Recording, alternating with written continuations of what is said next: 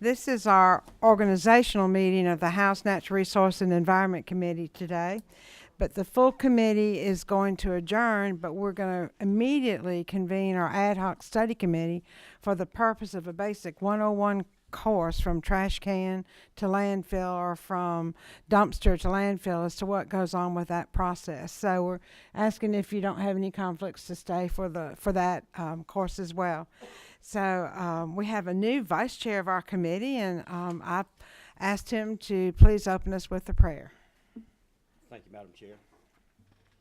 Dear Lord, we just come before this morning, Lord, just we can almost just know how. Just thank you for this beautiful day you've allowed us to see, Lord. Just thank you for the abundant natural resources you've blessed us with here in the state of Georgia. We just pray we always be good stewards of them, Lord, and we pray that everything that we do here today will be pleasing in thy sight. And all things we ask in Jesus' name. Amen. Amen. So those who are early risers, I think the one big bonus we get, especially if you drive in from the western part of the state, is the sunrise. So I always remind myself when I'm fussing. So anyway, I want to reintroduce our staff to our committees and to our audience. Nicole Chappelle she's not here yet. Okay. So she drove into the sunshine too. Connor Madison Connor's wave. She is our intern. And to explain the intern program, students who are in college or universities apply, are screened, and then hired during the session to get the wonderful experience of working with the General Assembly. So Connor is still with us after just a few days. So we're glad of that, Connor. And she'll be there to help us as we go along. And then Paul Higbee is our legislative counsel. He has been assigned to us. Jeremy Airy followed his fiance to North Carolina, so we wish them well. But Paul, we look forward to working with you.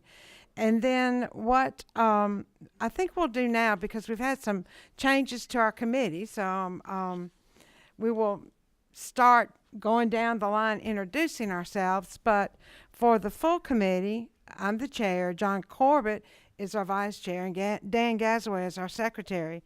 On our environmental quality subcommittee, Buddy Harden is our chair. Kevin Tanner is our vice chair, and Sherry Gilligan is our secretary. On our resource management, Tim Barr is our chair, Chad Nimmer is our vice chair, and Bubba Epps is our secretary. But what we're going to do now, like we always do, is just go down the line and introduce ourselves to you. And essentially, with this panel, we realize that we've kind of named ourselves, or Representative Nimmer corrected me, I don't know if we're the geek or the nerds, but what we've got to do is be good students of all these issues. So that's what you'll see happening today. And John, I'll start with you. Oh, why don't I start with Tim? What's your number, Tim? And just punch your numbers as we go forward. Your name, your district, and just introduce yourself. Good morning, y'all. It's a pleasure to serve District 103, which is North Gwinnett County and South Hall County. Timothy Barr. Good morning.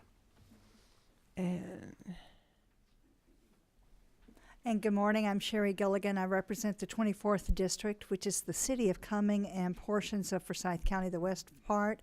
And I do have a little bit of the Lake Lanier. Somebody may be familiar with that area of the state. Good morning. I'm Bubba Epps. Do I have your mic on? House District 144, which is in the center of our state.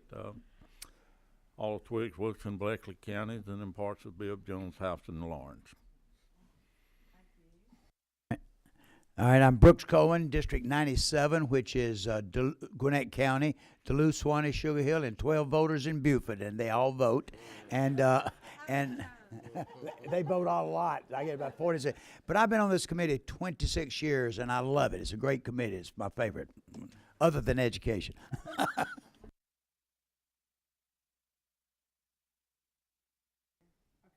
Good morning, Dan Gasaway, House District 28, which is northeast corner of the state, sort of from Lake Hartwell to Tallulah Gorge to Commerce. So one of the really beautiful areas with natural resources of very diverse types in our state. John Corbett, District 174. I go from I-75 to I-95. 6 counties: Lowndes, Eccles, Clinch, Ware, Charlton, and Camden. Okefenokee is right in the middle of my district, and I'm glad to be on this committee.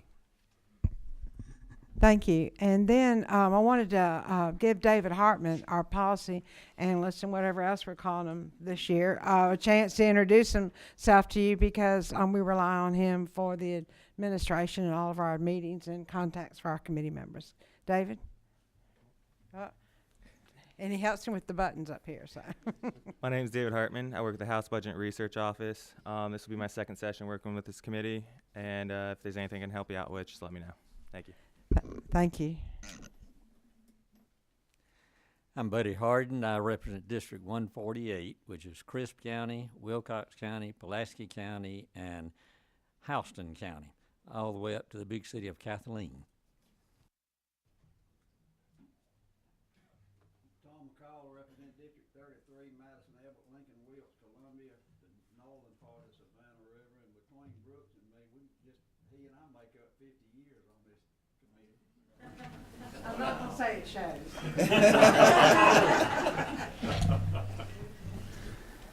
I'm Don Hogan. I represent 179. I represent St. Simons, Jekyll Island, Sea Island, and most of the city of Brunswick. Good morning, Deborah Bazemore, and I represent District 63, which is a portion of Fulton, Fayette, and Clayton, sitting next to the busiest airport in the world. I'm Debbie Buckner. I represent House District 137. It lies between the Flint and the Chattahoochee as part of Pine Mountain, and it's on the fall line. So it's Harris, Talbot, Meriwether, and Muskogee. Yes, ma'am. Good morning. Good morning. My name is Carla Drenner, and I represent the 85th House District, which includes the city of Decatur, the city of Avondale Estates, and the city of Clarkson, the heart of DeKalb.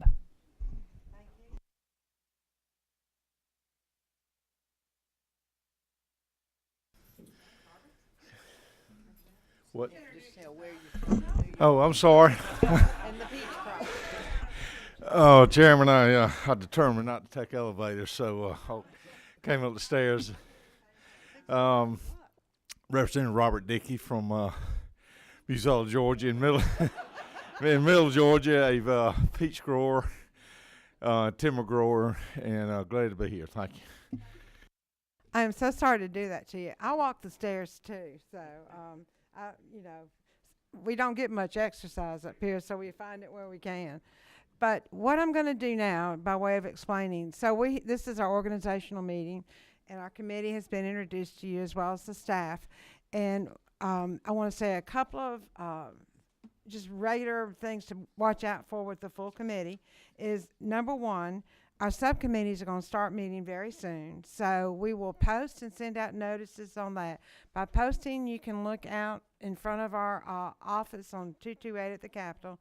And it also will be posted for the CLOB on their calendar every day that they show. And then during the session, just if you wish to be on a list to receive notices and you're not, then check with Nicole Chappelle and give her your information so we can send out notices that way.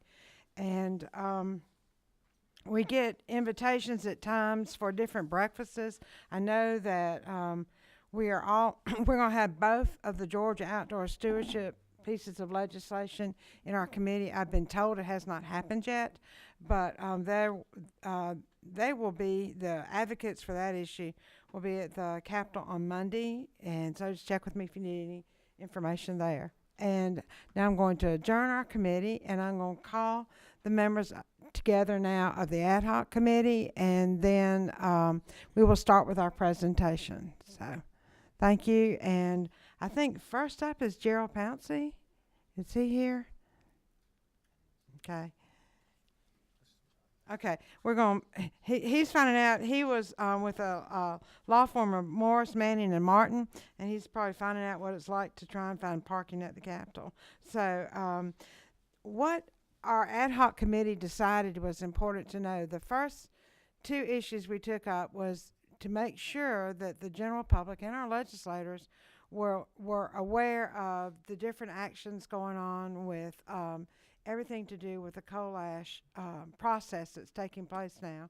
And so we have heard from Georgia Power, and we've heard also from EPD, and at our request, and also at their offering, they are posting in a timely manner when they issue their permits, and you can check on coal ash issues by going to both of their websites. We have also identified now for the ad hoc committee, and then for our full committee as well, that we need a 101 course in the process of waste management. We had these issues come up a lot of times with us when we do get into our trust funds, like our solid waste trust fund. This is a different aspect of this issue, and it deals with all waste. And so from the home consumer to the industry to the city or county utility, our committees want to know and understand what is that process. So I believe our first presenter is Murray Griffin.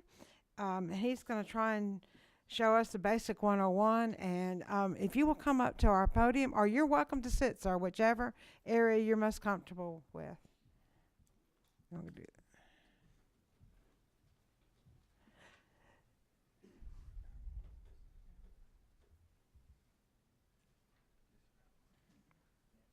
While they're getting ready, this is a full committee meeting, so we have a time slot of an hour. So we mainly need the rooms get booked after us. So I will be giving notice when it's getting close to time to adjourn. Thank you, Mr. Griffin. If you will introduce yourself, and will you have some handouts for us on your... No handouts. This is a very brief presentation that we're going to be making, but my name is Murray Griffin. I am the president of a consulting engineering firm, Atlantic Coast Consulting. We provide solid waste services to members of the National Waste and Recycling Association, many who I'm here representing today, which is your organization that represents the private sector in solid waste industry. We also provide services to many of our cities and counties in the state of Georgia. I want to first start off by thanking each of you for what you do for us as citizens of the state of Georgia and your willingness to serve in your position. I know sometimes it's probably not a very thankful job, but we want to thank you for what you do. As I mentioned, I'm a registered professional engineer in a number of states, and our firm, pretty much 95% of what we do is involved in the solid waste industry. I was asked to give just a real quick overview of the industry and what goes on, as it's called, a 101 course. And I have with us again here today some other representatives, Gene Barnes, who's the director of landfills for the South Atlantic area for waste management. Gene's in the audience. Okay, Kyle Craig is the environmental manager for public services. Those are two of the largest private waste companies in our country and in our state. When we talk about waste, we're speaking about various categories of waste, from what we generate at our house, throw away at our house, household waste, to the waste that comes from our industries, and waste from our commercial facilities, waste that comes from when we tear things down, from construction and demolition debris. And then there are special wastes that are out there, like biomedical waste, that require some special handling for disposal and also for recycling. This is a slide that's very busy, but it just, you see waste trucks and folks involved in this industry all over our streets, and waste and recyclables are collected from our homes and stores and the manufacturing facilities. Some of it's routed through transfer stations, where basically it goes from smaller trucks to larger transfer trucks to be transported off for disposal. And it's sent off to various locations, to recycle facilities, material recovery facilities, where we try to pull out and get our recyclables and send them to market. To landfills, of course, is our largest method of disposal. And in other places, we have compost facilities, we have waste energy facilities. So the waste has various locations as it goes to. The NWRA companies in Georgia operate 21 of our operating landfills that are in operation today, just to give you an idea. Many transfer stations, as well as the other material recovery facilities and such.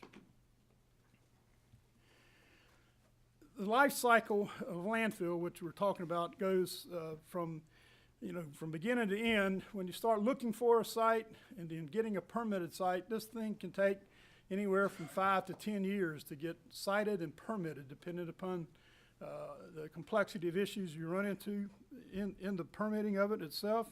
And then that's followed generally by a 1 to 2 year construction period. And then it's the operating life. And people like to say, you know, how long will it last? Some people say that landfills last half as long as the consultant tells the owner it will last, and twice as long as the owner tells the next door neighbor that it's going to last. But ideally, you want to get a long life of these facilities because they are so difficult to site and to permit. Following the operational life, there's a closure period. Now, today we're closing landfills in sections as we go a lot, but ultimately at the very end, after that last load of waste has been put in, the landfill is closed and capped, but the responsibility is not over. The owner-operators have a minimum for municipal solid waste landfills of a 30-year post-closure period, during which time the facility is monitored. There are a lot of people that believe that period will actually extend beyond 30 years.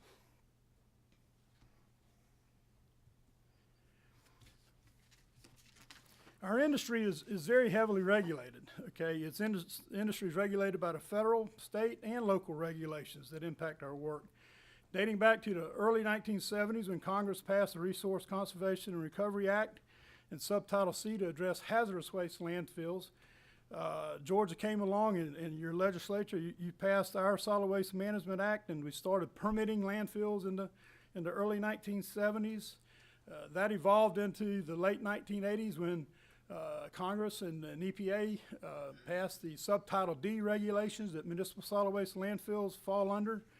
A lot was taken from Subtitle C, and that's been the basis of our solid waste programs for municipal solid waste landfill. Georgia adopted those regulations and submitted a program that was approved by the EPA. I think one of the first 5 that was approved by EPA for monitoring and regulating the solid waste industry. And for the last 25 plus years, I think it's done a great job. Now, we've had changes along the way, and most recently under President Obama's EPA, there were new regulations passed for the coal ash industry that you were referring to, and I know that there's a lot of interest in.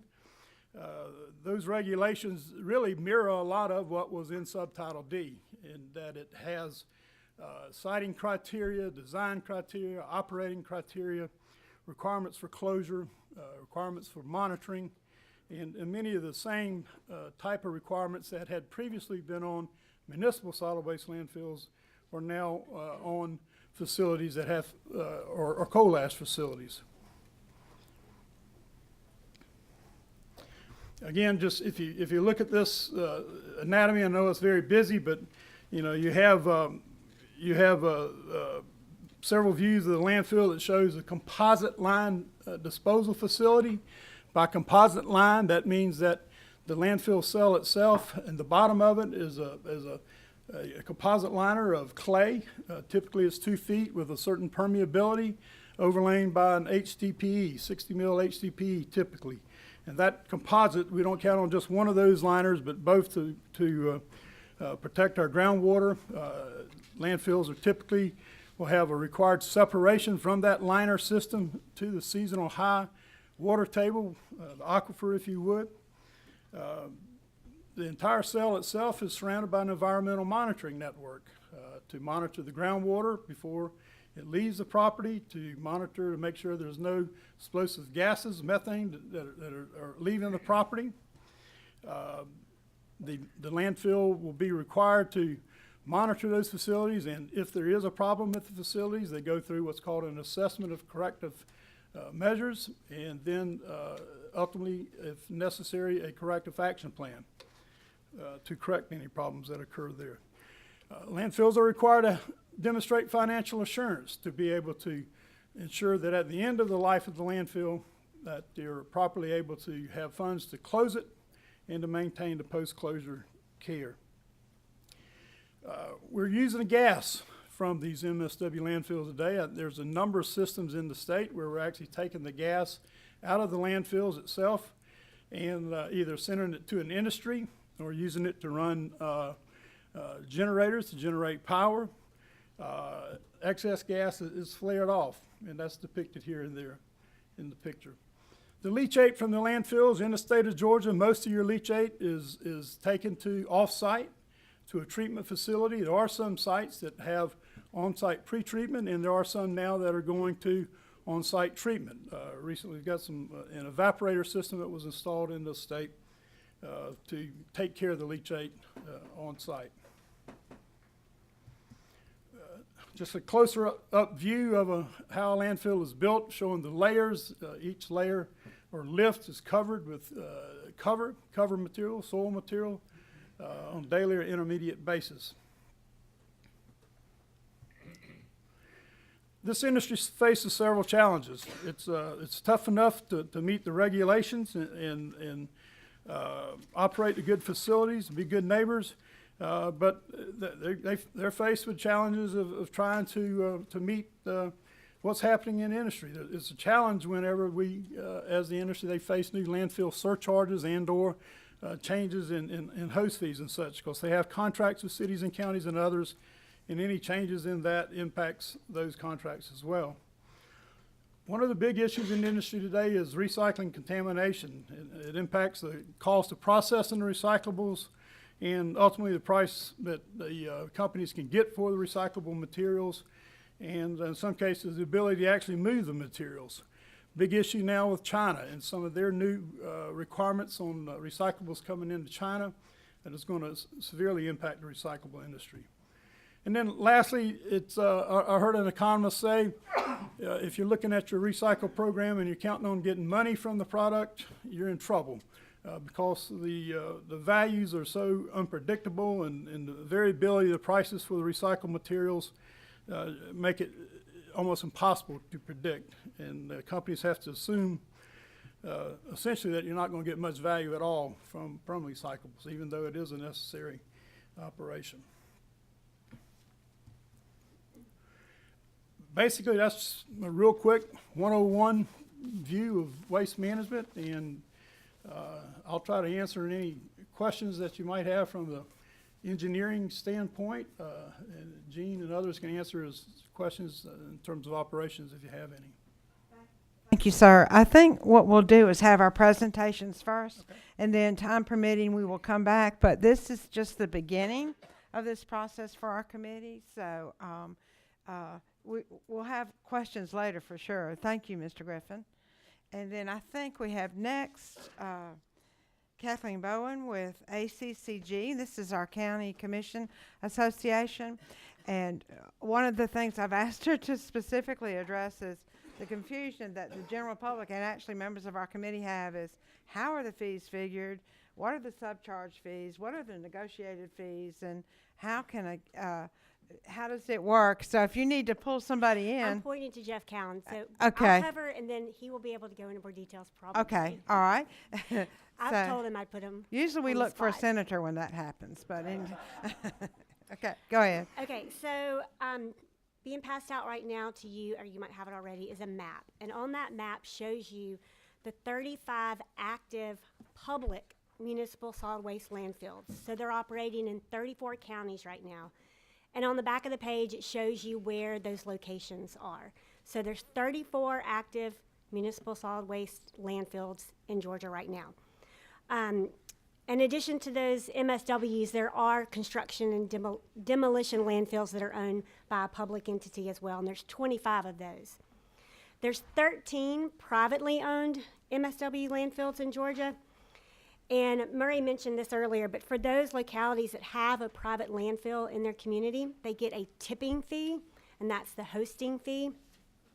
And that is per ton of the waste that's going into the private landfill. So the tipping fee is set by law at a minimum of $1 per ton. And that has been in existence since 1992. There was an effort last session to increase that tipping fee from $1 to $3.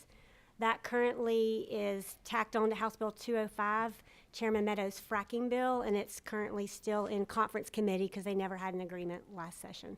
So that's where that issue stands. We did support that effort to because there are 13 counties in the state that do get that tipping fee. So out of the 13 localities, 18 of those who host a private landfill are at the $1 minimum. So 8 of the 13 are still getting just $1. I'll touch very briefly on the CCR coal ash topic. There's currently no public landfills in Georgia that are accepting CCR. If they chose to do that, they'd have to create a CCR management plan that would go to EPD and would get reviewed and approved by EPD. But currently there's no public landfills accepting that right now. Some of the public landfills couldn't accept it currently right now anyways. For instance, in Lawrence County, they can't accept out-of-county trash. So if they decided to take CCR, there's additional steps they would even have to take with their local governing authority. And if you haven't visited a landfill yet, the one in Houston County is the largest. I believe Murray Griffin was a consultant for Houston County. You've got some of your representatives here representing it. It is a very well-run facility. I highly encourage you to go visit a landfill if you haven't, and Houston County would be a good one to visit.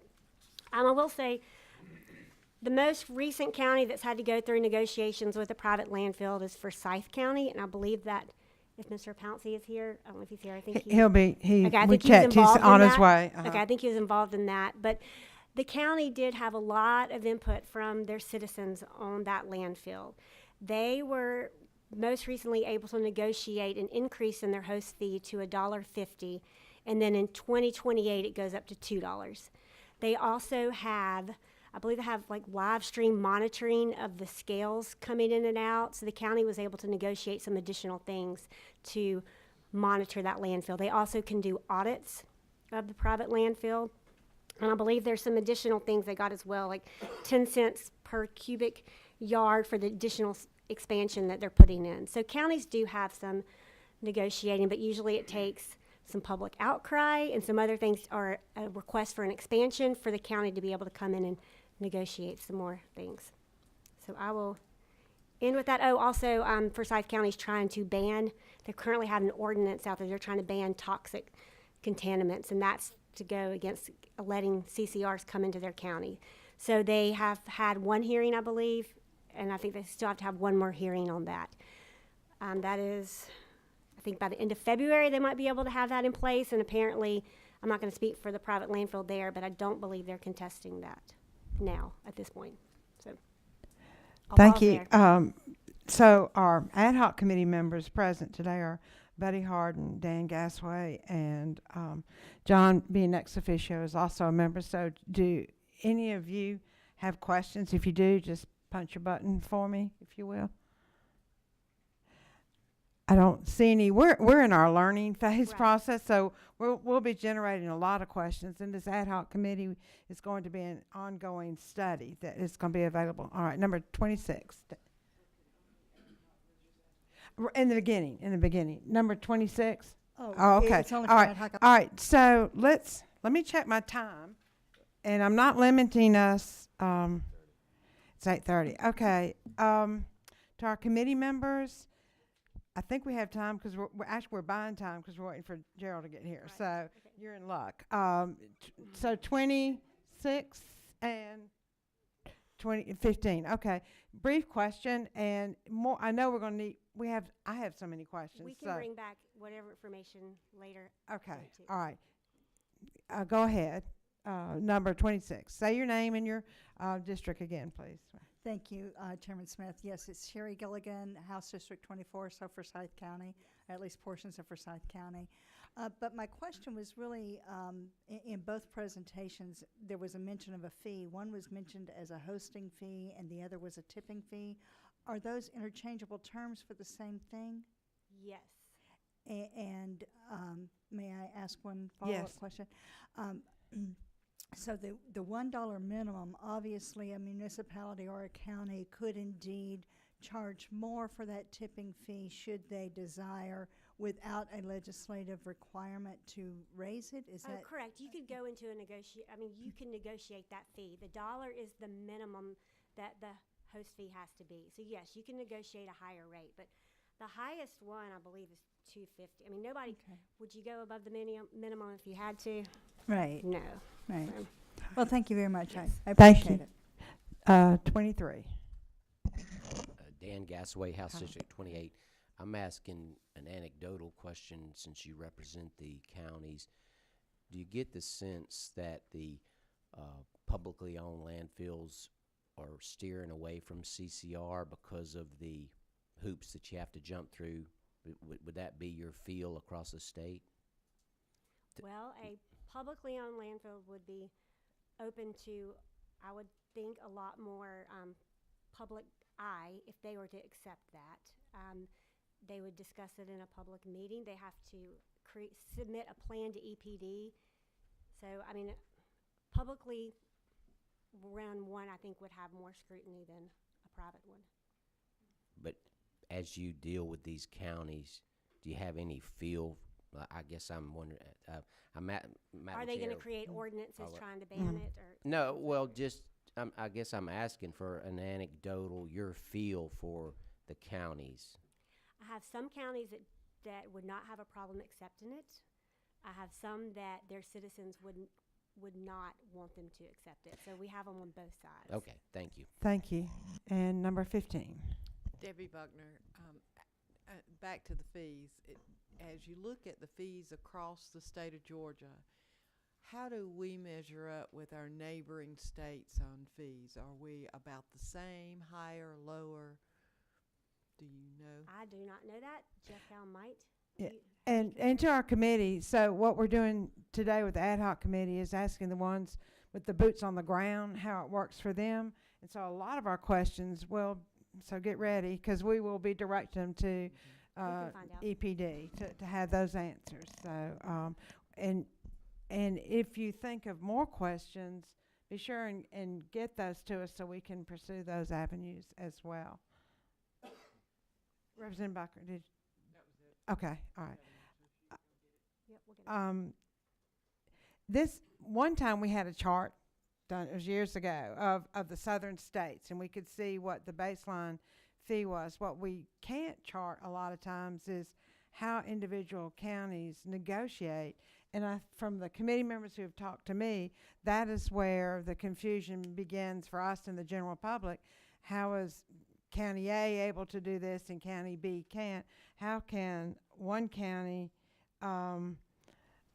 prohibit something when other counties have to accept? I mean, it's this things aren't happening in tandem. They're kind of parallel tracks, but it's confusing when you try and add it together, because I think it was, I can't remember which county, Lawrence County can't accept out-of-county waste. Is that because they're a county? No, they created that when they created their authority, that they did not want to accept out-of-county trash.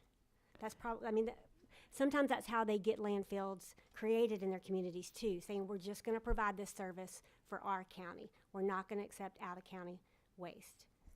Okay, thank you. And to the committee, so I'm going to do ... going forward. That county that started off as just a county public landfill can at some point in time sell and become a business, more of a business type landfill, and change what happens. And I think that's the baseline of the question before the committee, and where the state would come in is in Georgia, our Constitution protects local governments and our counties and the home rule type principle. But when that format that we understand is going on changes due to votes of a local government, a lot of times it becomes a state problem, even though we were not there and did not manufacture that problem. So that's where we are trying to understand what's going on. I hope I've stated that correctly to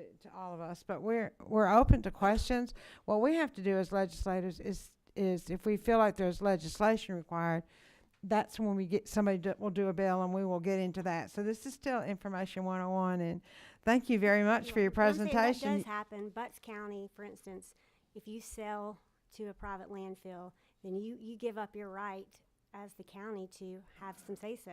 So that does happen. And to me, that's where a policy question comes into us, it's not been dealt with before. But that is something that our ad hoc committee is sort of filtering through.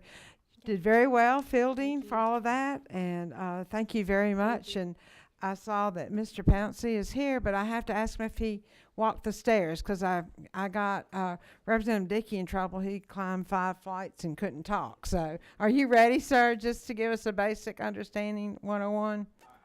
All right, thank you.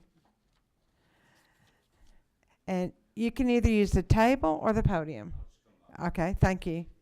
And we have Gerald Pouncey's name is spelled on our agenda. It's Pouncy. So I'm sure he'd prefer that correct spelling. So, sir, just to orient you, we are doing a basic 101 for our committee. We're trying to put together how it all works, what is our minimum fee required by law, but how can this county or that county negotiate something different? And then what happens when that county goes and sells to a private? So we all have a lot of questions. So Sure. thank you. My pleasure, Madam Chairman. And tell us your background and your field too. I will. And I'd ask the committee and Madam Chairman to forgive me. For being dressed as I am, I've recently had some major shoulder surgery, and so candidly, at the moment, this is all that I can actually physically put on. So I apologize in advance for my appearance. I am originally chemical engineering background. Spent some time in the industry. Went back to law school in the mid '80s. Graduated in '85 from University of Georgia Law School, and have practiced in the environmental area since 1985. A lot of it has been redevelopment work around the country involving heavily environmentally impacted sites. Atlantic Steel is an example, the Atlantic Station site here in Atlanta, but redevelopments like that around the country. Also have been involved heavily with respect to water and water legislation, and also with respect to landfills, landfill operations, and in some instances across the country, redevelopment over landfills. And then have some secondary experience with respect to the issue I think that has been part of the discussion here, which is coal ash. So I've had opportunity to be over my career to be involved in some of those issues as well. So that is the background, and I did not have the benefit of the prior speaker. So let me. I want to make sure that my points are on point with the committee. Thank you, sir. Yes, and in particular, our ad hoc study committee is dealing with the process of coal ash and in the waste management stream, both with the ash and then with the dewatering. Sure. So, thank you. Okay. Let me, if I then make some comments, perhaps generally on the coal ash issue. And this comes not really having I'm not here representing anybody, so to that respect, I don't really have a dog in this hunt. In that regard, but I will comment just peripherally on the coal ash issue, and then turn to what we're seeing, including in my context of representing counties, municipalities with respect to either accepting coal ash or how they're structuring fees, and how they're structuring in addition to the host fees. On the coal ash side, what I would observe is, and I think everybody here has probably heard this, is that the primary issue associated with coal ash is are the metals issue. Once you as with a lot of things, when you burn it, what you reduce it to, the ash, you're going to have a high level of metals. In this instance, I think with coal ash, primarily you're dealing with mercury, with selenium, and with arsenic. I think are the three big things that you see in coal ash. Most of the coal ash that we see is not defined as a hazardous waste, meaning it passes the testing characteristics, so that it falls within the scope of what everyone views as appropriate for disposal at municipal landfills. There's some small instances where that is an exception. But overwhelmingly, the lion's share of what we see is consistent with a municipal waste and doesn't fall within the category of being what's called a hazardous waste. I think that the big issue with coal ash, quite frankly, relates primarily to the way it has been stored in the past in these ponds, as y'all probably heard, I grew up in a textile mill village, and there was a pond that was about 2 blocks from the house I grew up in, where we stored a lot of the waste product, the dyes from the finishing operation with the textile mill. And we had a similar instance there that I think has been reflective of what's happened in this area, and that is these ponds where they stored this ash, the dams broke, resulted in impacts to 2 principal rivers with respect to the 2 major incidents that have happened. And as a result, you had the coal ash and the metals getting into 2 prominent rivers in the southeast. That created a particular uproar over coal ash, and you've seen all the results legislatively, particularly at the federal level, since then. As I look and as we look at coal ash from a disposal standpoint, there are 2 principal considerations we have. First is, how is it being taken to an area where there is appropriate lining so that you can have some level of confidence that it is not leaching into the aquifer that's underneath the landfill? I would note candidly that having this stuff from a pure state standpoint, forgetting for instance, the very specific interest of someone that lives near the landfill, but from a pure state environmental standpoint, it seems to me that it's more protective to have this material in a landfill that's properly prepared to handle that material and that is appropriately lined than it is to have it in some of the existing ponds that may be unlined and may have other issues associated with those ponds. So, but the critical thing, first of all, is to make sure that as this material is taken, that it is taken to a landfill that has the appropriate lining, has the appropriate monitoring, so that it can be handled appropriately. And I would note actually that some of the utilities, I'm aware, actually require their landfills to separate the coal ash and put it in separate cells so it can be separately monitored, and so that they know that it's being that the landfill is maintaining those liners. The second issue to me primarily would be a dust emissions issue, and that's both in the transportation, making sure that you're not having dust come off of the trucks or the train or the rail cars that are carrying the coal ash, and making sure that those emissions that you're not getting what I would call fugitive emissions, where there's dust getting out and affecting nearby residents or residents maybe along whatever the arterial route is that gets this waste to the landfill, rail tracks or streets or roads. So and primarily that is handled by wetting the coal ash and wetting it to a certain level so that you reach that very specific point where it's not so wet that you're going to see it washing out of the truck or washing down through the cavities in the truck or the rail car. But it's wet enough so that you don't get these fugitive emissions. You don't get it up in the don't get dust in the air. And similarly, you'd want some type of wetting component that is involved as that coal ash is being handled within the landfill itself, so that you're not also getting significant fugitive emissions. Now, so that is the most basic of discussions about coal ash and what we see, but it is what we those are the general issues that we see on a constant basis. Now, step back and let's talk about how the municipalities handle this and what we have seen. There obviously is a great deal of concern that is expressed by local residents about when the issue is put before them that there's a private landfill or perhaps even a county landfill that's considering taking coal ash and receiving it. And I think there are two primary questions or 3 primary questions that come up there. One is the facility appropriately constructed to accept that waste? 2, there's a question of education of the neighbors to demonstrate, and let me back up on one a second. On one, also, are the techniques being used that I just described? Are the techniques being used of keeping the material wet at an appropriate dampness so that you're not getting the fugitive emissions? And 2, are you from a protection standpoint is the landfill appropriate line and appropriately monitoring it to make sure there's no impact on water.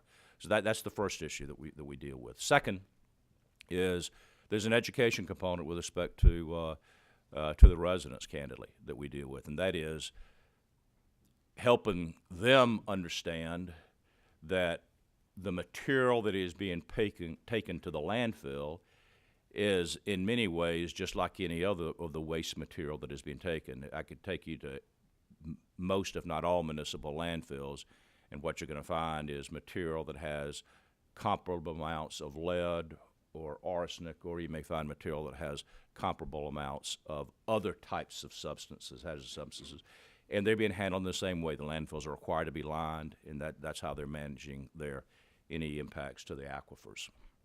So that's the second point, is an education point.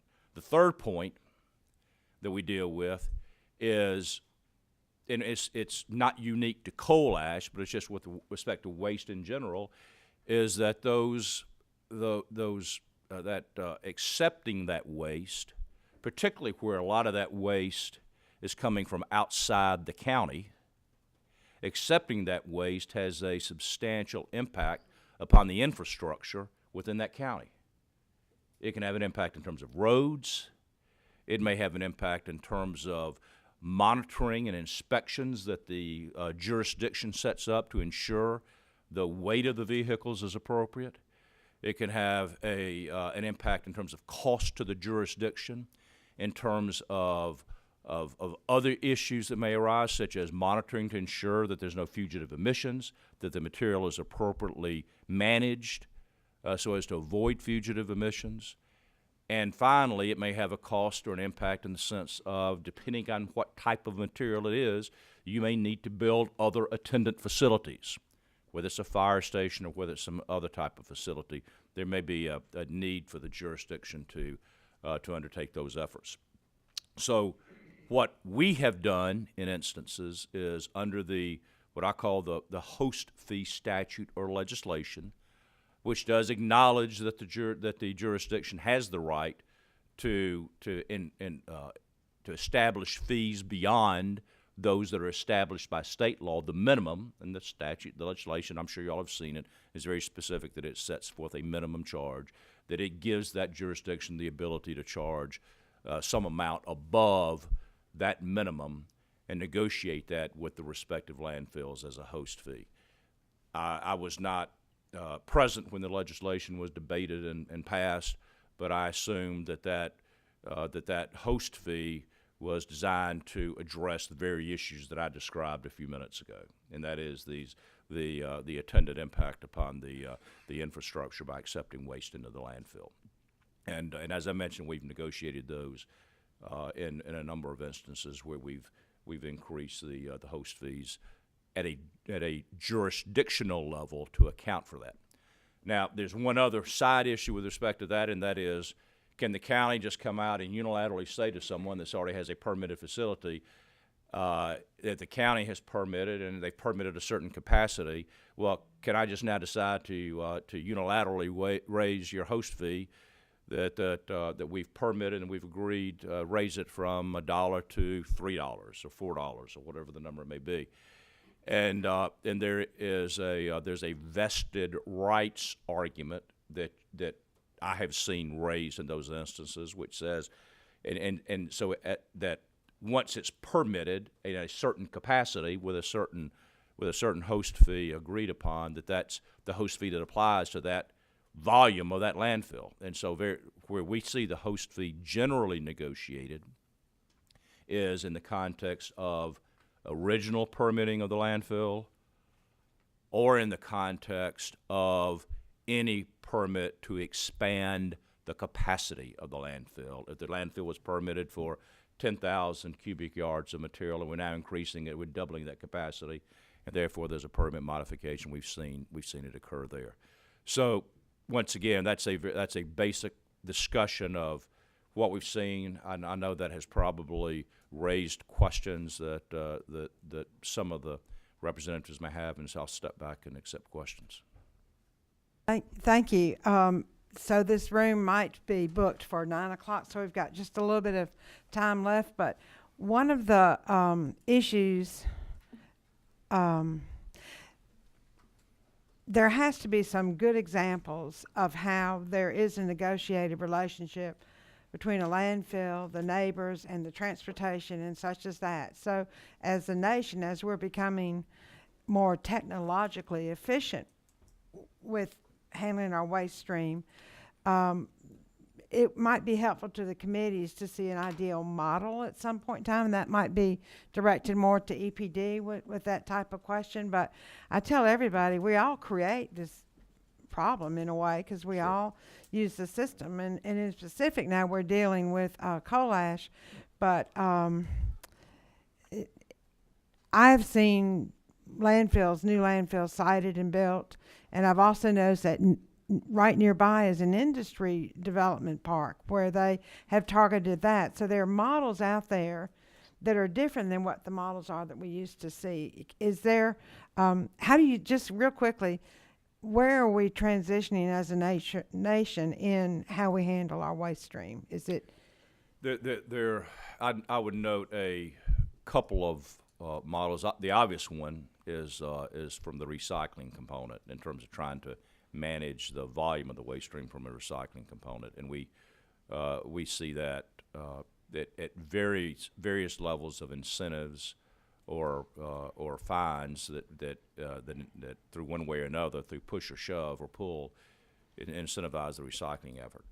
Another thing that we're seeing is we do see some efforts with respect to the landfills themselves, where there's an effort to mine the material in the landfill if it's able to, let's say, produce some form of energy, methane gas, which can then be pushed directly into can either, Madam Chairman, in your example, could either provide the gas and the fuel resources for a nearby industrial facility, or can go directly into a distribution network for one of the major gas companies. So we see that, and one byproduct of that is there's actually some level of capacity enhancement at the landfill, because as you're using some of this landfill material as your fuel for these to create the gas that would then go into the system, you're increasing the capacity of the landfill because you're reducing the footprint of the material.